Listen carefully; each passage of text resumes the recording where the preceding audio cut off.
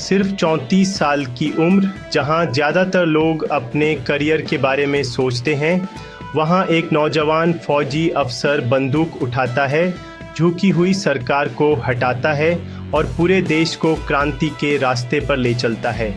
Captain Ibrahim Traore आज सिर्फ Burkina Faso के नहीं बल्कि पूरे अफ्रीका के सबसे प्रभावशाली और विवादास्पद नेता बन चुके हैं। नमस्कार दोस्तों, स्वागत है आपका ट्रॉपिकल महफूज पर, वो चैनल जहां हम दुनिया के हर कोने की डिजिटल सैर करते हैं और हर देश से जुड़ी इतिहास, संस्कृति, राजनीति और जियोपॉलिटिक्स जैसी ज़रूरी जानकारियों को आसान और रोचक भाषा में हासिल करते हैं। आइए जानते हैं कि इस देश का अतीत कितना गौरवशाली और वर्तमान कितना जटिल है। पिछला, वर्तमान और वो भविष्य जो या तो उम्मीद बन सकता है या फिर एक और अधूरी क्रांति की कहानी। 2022 में कैप्टन इब्राहिम ट्राओरे ने सत्ता संभाली, लेकिन उनकी कहानी तख्ता पलट से कहीं ज़्यादा गहरी है।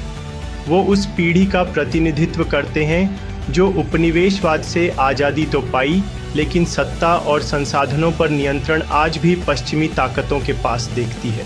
इब्राहिम ट्राओरे ने सवाल किया, अगर हमारा देश आज़ाद है तो हमारे सुरक्षा मिशन फ्रांसीसी सेना के हवाले क्यों हैं? हमारे सोने की खदानों से लाभ पेरिस क्यों ले जा रहा है? हमारी नीतियाँ IMF और वर्ल्ड बैंक से क्यों नियंत्रित हैं? इन सवालों ने उनके अंदर एक क्रांतिकारी नेता को जन्म दिया। उन्होंने खुलकर कहा, हमें अफ्रीका को फिर से अफ्रीकी हाथों में सौंपना होगा। उनके सत्ता में आने के बाद बुर्किना फासो ने फ्रांसीसी मिलिट्री बेस को बंद किया, फ्रांस के राजदूत को देश से निकाल दिया गया और एक नया साहेल अलायंस बना, जिसमें माली और नाइजर जैसे पड़ोसी देशों के साथ मिलकर पश्चिमी प्रभाव का विरोध किया जा रहा है। इब्राहिम ट्राओरे की तुलना अब थॉमस संकारा से की जा रही है, वो संकारा जिन्होंने 1980 के दशक में भ्रष्टाचार के खिलाफ, विदेशी कर्ज के खिलाफ और आत्मनिर्भरता के पक्ष में आवाज़ उठाई थी। लेकिन क्या ट्राओरे उसी रास्ते पर चल पाएंगे या फिर उनकी यह सैन्य सत्ता अराजकता, सेंसरशिप और तानाशाही की ओर मुड़ जाएगी? दुनिया की निगाहें आज बुर्किना फासो पर हैं, क्योंकि यहाँ जो हो रहा है वो सिर्फ एक देश की क्रांति नहीं बल्कि पूरे अफ्रीका के भूगोल और राजनीति को बदलने का बीज है। बुर्किना फासो का इतिहास 11वीं शताब्दी से शुरू होता है, जब मोस्सी साम्राज्य अस्तित्व में आया। ये साम्राज्य इतने ताकतवर थे कि इन्होंने माली और घाना जैसे बड़े अफ्रीकी साम्राज्यों से भी टक्कर ली। मोस्सी योद्धा थे, घुड़सवार सेना में माहिर और एक संगठित प्रशासन चलाते थे। उन्होंने राजधानी वागादुगू को केंद्र बनाकर एक मजबूत सामाजिक और राजनीतिक व्यवस्था बनाई, जो आज भी देश की राजधानी है। इनकी खास बात ये थी कि ये सिर्फ युद्ध नहीं लड़ते थे, बल्कि उन्होंने स्थानीय संस्कृति, भाषा और परंपराओं को भी संरक्षित रखा। लेकिन 1896 में सब कुछ बदल गया, जब फ्रांसीसी उपनिवेशवाद ने इस पूरे क्षेत्र पर कब्जा कर लिया। मोस्सी राजाओं को या तो हटा दिया गया या उनकी सत्ता सीमित कर दी गई। इस क्षेत्र को फ्रांस ने नया नाम दिया, अपर वोल्टा। अब शुरू हुआ एक लंबा संघर्ष पहचान, संस्कृति और आज़ादी को बचाने का। फ्रांस ने यहाँ की खदानों, खेतों और मानव श्रम का जमकर शोषण किया। अपर वोल्टा के हज़ारों लोग फ्रांसीसी सेना में जबरन भर्ती किए गए, खासकर वर्ल्ड वॉर 1 और 2 के दौरान। स्थानीय लोगों को अपनी ही ज़मीन पर दूसरे दर्जे का नागरिक बना दिया गया। लेकिन जैसा कि इतिहास गवाह है, जहाँ दमन होता है वहाँ संघर्ष भी जन्म लेता है। 1947 में अपर वोल्टा को आंशिक स्वायत्तता मिली और स्वतंत्रता की लहर तेज हो गई। आखिरकार 5 अगस्त 1960 को अपर वोल्टा ने फ्रांस से पूरी आज़ादी हासिल की। लेकिन आज़ादी मिलना एक बात थी, असली सवाल था कि अब ये देश किस दिशा में जाएगा। क्या ये उपनिवेशवाद की छाया से निकल पाएगा या वही पुराने ढांचे में फंसा रहेगा। 1960 में देश को आज़ादी मिली, लेकिन राजनीतिक अस्थिरता शुरू हो गई। 1983 में आया वो नाम जिसने देश को नया विजन दिया, थॉमस संकारा। उन्होंने IMF और वर्ल्ड बैंक जैसी संस्थाओं को चुनौती दी, महिलाओं को समान अधिकार दिलाए, विदेशी लग्जरी बंद कर दी। लेकिन 1987 में उन्हें उन्हीं के सहयोगी ब्लेस कंपाओरे ने सत्ता से हटा दिया और देश फिर पीछे चला गया।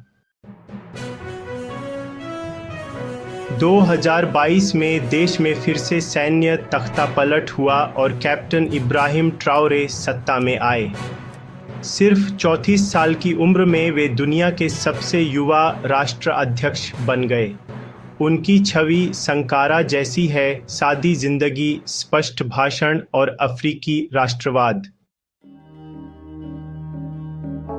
उन्होंने फ्रांस के सैन्य ठिकानों को हटाकर एक साहसिक कदम उठाया और रूस और माली के साथ मिलकर साहेल सिक्योरिटी अलायंस की स्थापना की। अब सवाल यह है कि क्या यह नया गठबंधन अफ्रीका में लंबे समय तक सुरक्षा और स्थिरता सुनिश्चित कर पाएगा? बुर्किना फासो की आबादी करीब 2 करोड़ 30 लाख है, भारत के एक राज्य जितनी। यहाँ 60 से अधिक जनजातियां हैं, मोसी, फुलानी, बोबो, गुरुंसी। भारत की तरह यहाँ भी बहुभाषी और बहुधार्मिक समाज है। 60% मुस्लिम, 23% ईसाई और बाकी पारंपरिक अफ्रीकी धर्मों को मानने वाले लोग। भारत में भी धर्म, भाषा और जातियों का मिश्रण है, लेकिन बुर्किना में ये और भी गहराई से जुड़ा है सांस्कृतिक तौर पर। यहाँ की जनसंख्या युवा है, औसतन उम्र सिर्फ 18 साल, जबकि भारत की औसत उम्र 28 साल के आसपास है। दोनों देशों की एक बड़ी आबादी युवा है जो भविष्य का निर्माण करेगी। बुर्किना फासो को अफ्रीकी संस्कृति का दिल माना जाता है। यहाँ का फेसपाको फिल्म फेस्टिवल अफ्रीका का सबसे बड़ा सिनेमा आयोजन है। लोकनृत्य, मुखौटा कला, पारंपरिक वस्त्र और ड्रम संगीत यहाँ की आत्मा है। डजेम्बे ड्रम, बालाफोन संगीत यंत्र और सामूहिक नृत्य गांव-गांव में प्रचलित हैं। भारत की तरह यहाँ भी त्योहारों और लोक कला का महत्व है। भारत की तरह बुर्किना में भी लोक कथाओं और कहावतों से ज्ञान पीढ़ी दर पीढ़ी स्थानांतरित होता है। बुर्किना की GDP करीब $20 बिलियन है। अगर भारत से तुलना करें तो यह बिहार के बराबर भी नहीं है, लेकिन देश के पास है सोने की खदानें जो इसकी अर्थव्यवस्था की रीढ़ है। भारत की तरह बुर्किना भी कृषि आधारित देश है, लेकिन यहाँ की 80% जनसंख्या सबसिस्टेंस फार्मिंग करती है, यानी सिर्फ खाने भर की खेती। बड़ी समस्याएं हैं, जैसे कि उच्च बेरोजगारी, कम साक्षरता दर जो कि करीब 45% है, और जलवायु परिवर्तन की मार भी यहाँ महसूस होती है। इस्लामी आतंकवाद की वजह से असुरक्षा बनी हुई है। वैसे देखा जाए तो भारत में भी ग्रामीण आबादी बढ़ी है, लेकिन वहाँ बुनियादी ढांचे में तेजी से सुधार हो रहा है, जबकि बुर्किना फासो अभी शुरुआत में ही है। भारत और बुर्किना के बीच संबंध काफ़ी मधुर है। भारत ने वहां स्कूल, IT सेंटर और कृषि केंद्र बनाए हैं। भारतीय कंपनियां बुर्किना की फार्मा, कंस्ट्रक्शन और टेक सेक्टर में भी रुचि दिखा रही हैं। बुर्किना के कई छात्र भारत में पढ़ाई कर रहे हैं। यह एक ऐसा रिश्ता है जिसमें भारत अपनी साउथ साउथ कोऑपरेशन नीति के तहत मदद कर रहा है। अब सवाल ये है, क्या बुर्किना फासो आगे बढ़ पाएगा? कैप्टन ट्राओरे की योजनाएं क्या देश को आतंकवाद से बाहर निकाल पाएंगी? क्या युवा आबादी को नौकरी, शिक्षा और स्वास्थ्य मिल पाएगा? और क्या बुर्किना पश्चिमी प्रभाव से निकलकर अपना रास्ता खुद बना पाएगा? अगर देश ने शांति, शिक्षा और आंतरिक स्थिरता की दिशा में काम किया तो बुर्किना अफ्रीका का उदाहरण बन सकता है, वरना ये एक और संघर्षशील अफ्रीकी राष्ट्र बनकर रह जाएगा। तो ये थी दोस्तों बुर्किना फासो की एक अनोखी और रोचक जर्नी। उम्मीद है आपको इस वीडियो से कुछ नया जानने, सोचने और समझने का मौका मिला होगा। अगर आप भी मेरे जैसे हैं जो दुनिया को डिजिटल नक्शे पर एक्सप्लोर करना पसंद करते हैं तो ट्रॉपिकल महफूज चैनल पर आपका स्वागत है। चैनल को सब्सक्राइब ज़रूर करें और कमेंट में बताएं कि अगली बार किस देश की सैर करें।